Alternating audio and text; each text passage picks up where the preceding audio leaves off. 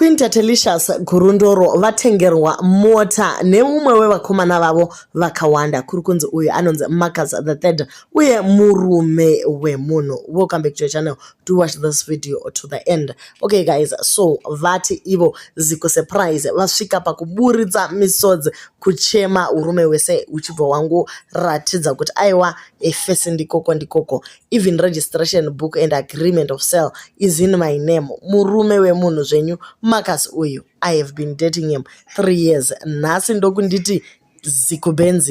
Pane kwandakaenda mbuya ivavo dangerous. Anyway, to God be the glory. Thank you Jehovah. So bhuku remota raiswa muzita mavo. Vatobvunza vakati nai Marcus, uri kureva kuti ndiyo mota yangu here zvemachokwadi. Murume achibva ngoti ehe ndikoko mota ndeyako. Vasvika pakupfugama kushaya kuti voita sei, asi dambudziko riripo nderekuti mota automatic ivo vajaira zvokuchinja magiya. So vari kuti guys please musarwadziwe nemota. One Richard bought me a house. Imi ndikanyatsofambira munhu anotenga zvinhu, mirai muone zvenyu. So vari kuti uyu haasiriye oga wevanhu vavanoda navo, ndeumwe wevakawanda. Vataura zvakare vakati vana Hilary Makaya imimi hamuna style, munopinda muzvimarelationship izvi nemamarriage aya nehati musingazivi kuti no zvinhu zvinoda kurongeka. Sejoki munhu anofambira convenience, haungosviki uchingoti kwahe love haibhadhare mabills.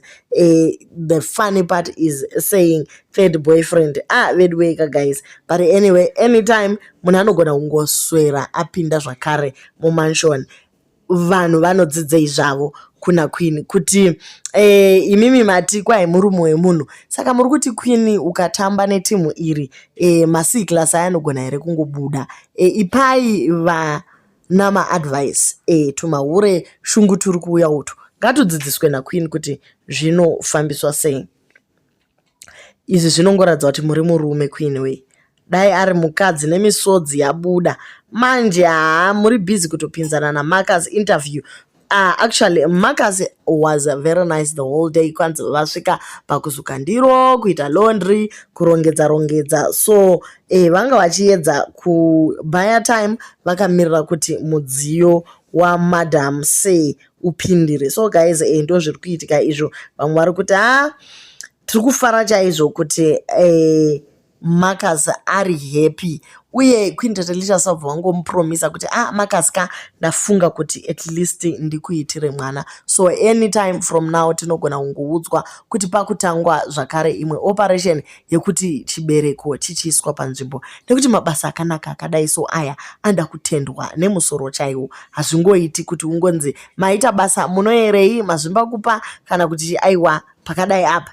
Musoro chayo chana chikomana bouncing baby boy ndo chinofanira kuteera C-class iyo. Do leave your comments on what you think about achievement ya Tatelicious iyi. Do you think kuti ingori skit here? Because vamwe vari kutoti maskit aya vana Tatelicious tiri kukuzivai, asi vamwewo ndo vari kufara na Queen vavo. Do leave your comments on what you think nezviri kuitika muma streets.